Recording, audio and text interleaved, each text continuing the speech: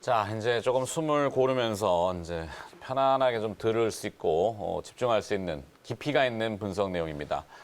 HSL 파트너스의 이영수 대표 나와 있습니다. 어서 오십시오. 네, 안녕하십니까? 네, 오늘도 IT 기업. 지난주에 하셨다는 기업이 KNJ. KNJ. 네네.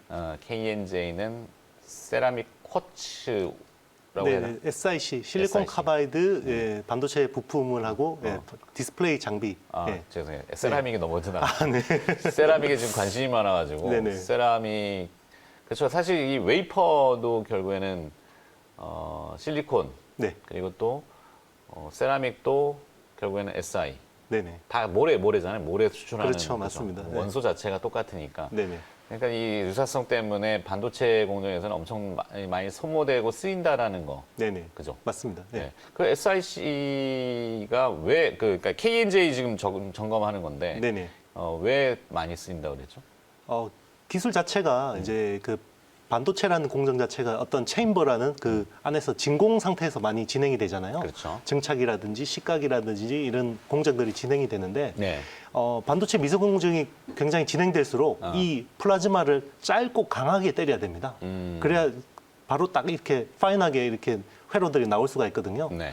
그런데 이제 그렇게 하다 보니까 그 안에 있는 부품들도 굉장히 많이 부식이 되거나 빨리 상하는 거예요. 그러니까 그 케미칼이 굉장히 독하니까. 네, 맞습니다. 플라즈마도 세고 케미칼도 독하고 그렇기 때문에 빨리 상하니까 그러면 이거를 갈아야 되잖아요. 네. 그러면 간다는 거는 교체한다. 네, 교체를 하려면 반도체 라인을 세워야 되는 거죠. 아. 그러면 이 비싼 라인을 세워서 부품을 갈고 다시 램프업을 하려면 거기에 따른 비용이 너무 많이 드는 거예요. 그렇죠. 그렇죠. 한번 네. 스위치 껐다 키면은 우리 뭐 전등 켜듯이 하는 게 아니라 네네, 맞습니다. 보통 그 시간에 따라 다르지만 뭐 몇백억 단위로 손해가 그렇죠. 나잖아요. 한 보통 3, 4일, 일주일 이렇게 필요한 경우도 있으니까 그렇죠. 그 조건을 다시 맞춰야 되는 거거든요. 그러니까 이제 이 파츠를 오래 쓰는 게 이 그 반도체 그 코스트를 다운시키는데 굉장히 중요한 지금 어떤 트렌드가 와 있는 겁니다. 네. 그러니까 기존에 어떤 SI 부품을 쓰던 것들을 SiC로 바꿔서 좀 오래 쓸 수 있게 그리고 그 부품들을 세정을 해서 좀 더 부식에 좀 덜 상하도록 그리고 코팅을 해주고 이런 것들이 이제 앞으로 중요한 트렌드가 될 겁니다. 실리콘. 네, 맞습니다. 맞아요. 이거 어제 들었는데 뭐 전 세계적으로 지금 실리콘 때문에 난리든군요. 네. 자, 오늘은 실리콘 얘기는 아니고 네. 뭐 몸에 넣는 실리콘은 아니잖아요. 그렇죠? 네. 자, 오늘 무슨 기업을 또 들여다볼까요? 네, 오늘은 제가 옵트론텍이라는 회사를 가지고 옵트론텍. 왔습니다. 네, 아빠가 그 화면에 나군요. 참 네네. 뭐 광학기술, 광학필름. 네네, 얘기죠? 맞습니다. 네. 또 카메라 스마트폰 카메라에 들어가는 이제 네. 광학 필터라는 회사고요. 광학 필터라는 거는 이제 말 그대로 필터잖아요. 네. 특정 어떤 빛의 특정 파장이나 범위를 걸러주는 거예요. 그래서 필요한 것들만 뭐 가시광선이라든지 그런 것들만 이제 하게 하는 어떤 소재에 가까운 부품이고요. 예전에는 어떤 그 유리를 가지고 가공을 많이 했었어요. 네. 일본의 아사히 글라스라는 회사에 그렇죠. 유리를 사와서 거기에 코팅을 하고 깎아가지고. 인쇄를 하고 이렇게 해서 많이 만들었는데 아무래도 그게 인산에다가 이렇게 노출을 시켜야 되거든요. 인산이 강한 산이잖아요. 네. 그러다 보니까 유리 자체가 많이 깨지고 이런 문제들이 있었습니다. 그래서 요즘에는 필름으로 많이 대처되는 필름을 이제 라민 이렇게 증착. 그렇죠. 붙이나요? 증착도 하고 인쇄도 하고 막 이런 식으로 해서 이제 많이 겹겹이. 네, 맞습니다. 그게 다예요? 이 회사를 지금 가지고 사업 분야를 네네. 보니까 네. 다시 한번 그 좀 전에 사업 분야 매출 비중을 좀 보여주면 이미지 센서용 필터가 한 80%고 광픽업용 필터, 뭐 광화 렌즈 이렇게 돼 있는데 네네. 이미지 센서용 필터 요거는 어떤 분야입니까? 예전에 스마트폰 카메라 성능이 굉장히 낮을 때, 30만 화소 되고, 100만 화소 되고 이럴 때는 그냥 굉장히 그냥 심플했어요. 그러니까 적외선만 걸러줬으면 됐습니다. 네. IR 필터라고 했습니다, 그때는. 그래서 이제 그런 단순한 기능을 하다가 이미지 센서가 계속 이게 화소가 높아졌잖아요. 네. 그러면서 700만 화소 정도 되면서 여기에 좀 한번 허들이 생겼어요. 그때부터 이제 좀 이미지 센서 자체가 굉장히 블루리시해졌습니다. 파란빛이 강해졌어요. 청광. 네네. 그게 이제 왜냐하면 이제 그전에는 전면 조사 방식으로 하다가 그 뒤로는 후면 조사 방식으로 어떤 반도체 가공 방식이 바뀌었기 때문에 그러면서 이제 블루 필터라고 해서 블루를 잡아주는 거예요. 그런 블루 필터를 하다가 지금은 이제 어떤 생체 인식 있잖아요. 네. 그래서 안면 인식이라든지 홍채 인식이라든지 얼굴 인식이라든지 이런 것들을 잘 센싱해주게 어떤 그 반도체가 잘 필요한 어떤 데이터만 걸러서 보내주는 그런 어떤 필터들이 많이 필요해졌습니다. 네. 예. TOF도 관계가 있나요? 중요합니다. 왜냐하면 이제 TOF라는 것도 우리 언제 한번 했었죠. TOF. 네네 저기 MC넥스랑 그때 이즈미디어라는 이즈미디어. 네네 거기서 TOF 센서가 앞으로 이제 애플이 쓰니까 많이 쓸 거다라는 컨셉으로 가져왔었는데 네. 똑같습니다. TOF가 확산이 되면 TOF용 필터가 많이 필요해집니다. 그런데 지금 TOF용 필터를 하는 회사가 국내에서는 옵트론텍이 유일합니다. 아, 옵트론텍이. 자, 그렇다면은 결국에는 이 완성품, 네. 뭐 삼성전자의 스마트폰, 네.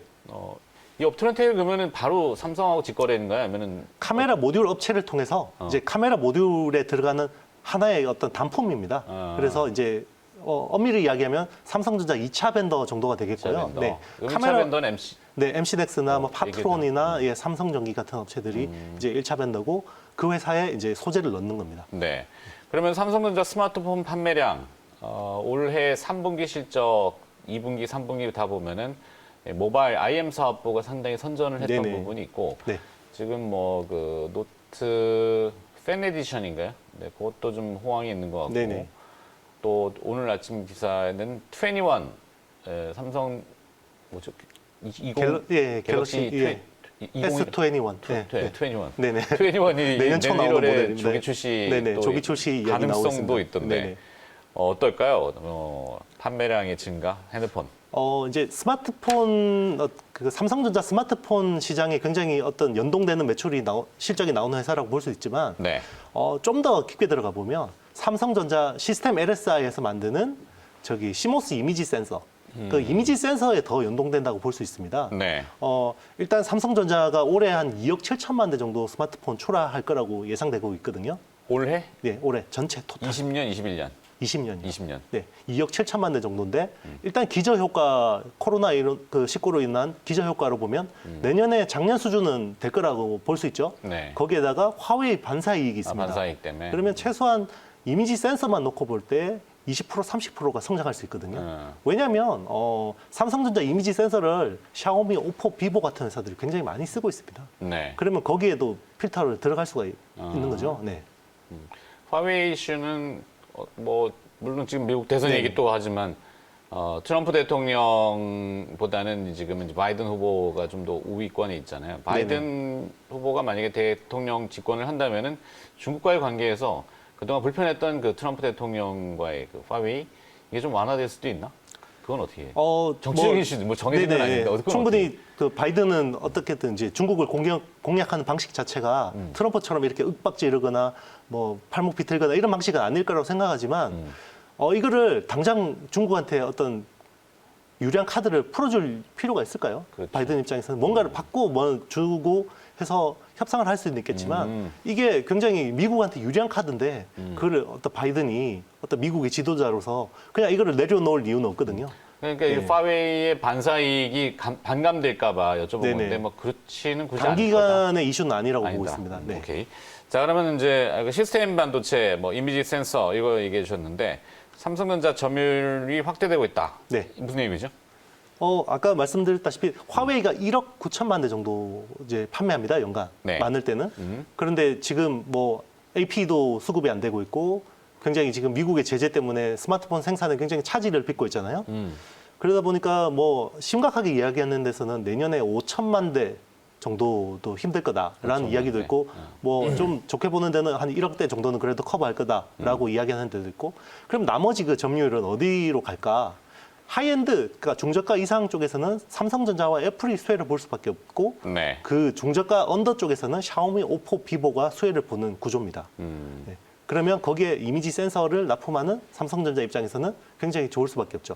지금 화웨이는 소니 이미지 센서를 대부분 쓰고 있습니다. 소니 거. 네, 소니 걸 쓰고 있습니다. 그러면 소니가 삼성전자 시장에 치고 들어올 수 있지 않냐라고 볼 수 있지만 물론 가능합니다. 네. 그런데 단기적으로 어려운 게 소니와 삼성전자의 이미지 센서 방식이 다릅니다.